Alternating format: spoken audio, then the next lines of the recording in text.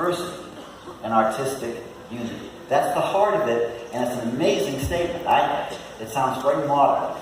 You know, at the beginning it talks about the melting pot. That term went out of fashion a while ago. But the idea of achieving unity out of diversity is at the heart of one strand of American thinking. Now, obviously, we're going through a period in the United States where this is up for question, where the whole notion of what diversity means as a force for good, as a positive thing, as an idea that binds us together into one of our Latin mottos, e pluribus unum, from many one, creating some sense of unity in the country through recognizing diversity.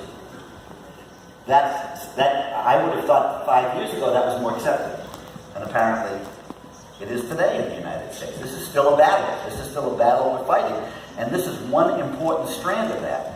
So Gershwin is saying you want to achieve an artistic unity out of this diversity.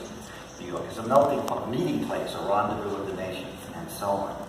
So let's see what that means for him. Now, already in the 1920s, just as today, there are many different kinds of popular music. There's music that young people listen to, old people listen to.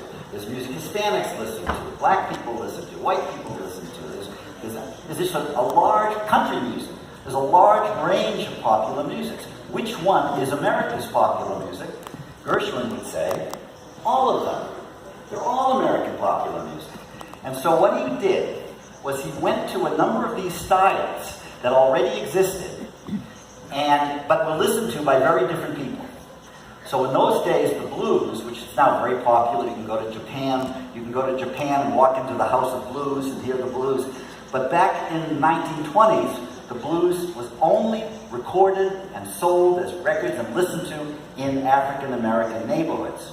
It was really not well known among the larger white audience. Gershwin knew about it. The blues.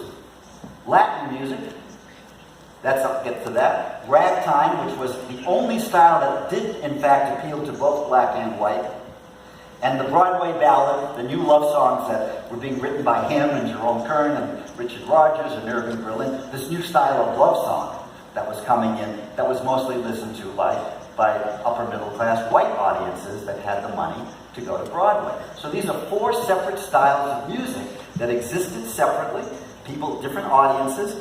He's going to try to put them together to show unity, some kind of unity amid all this cultural diversity. Let's see if I can give you a sense of that. So, for example, the very beginning of the piece,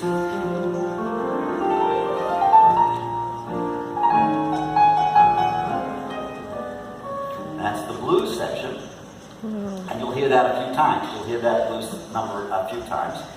The Latin or Hispanic thing, this is an audience that I don't have to talk too much about this, but it takes that rhythm that is very characteristic. It's one of the characteristic rhythms from the Caribbean and Mexico and Cuba and all that.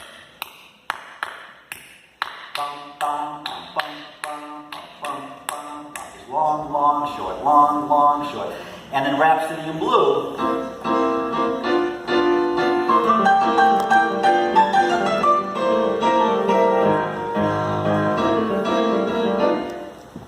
ragtime is a style that is a combination of the European march, and the left hand of ragtime is almost always a very obvious march.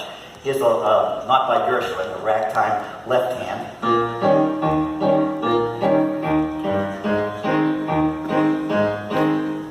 March, but the right hand kind of fights with it and comes in between the march notes and kind of in a pleasant way fights against the steady rhythm.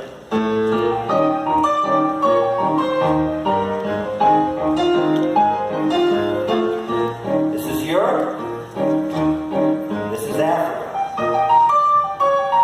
The off rhythms, the love of complicated rhythms.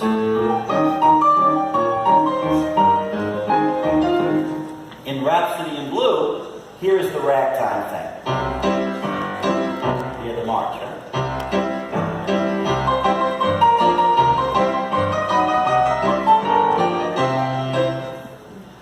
And that's the third element, and the fourth one is the most famous one.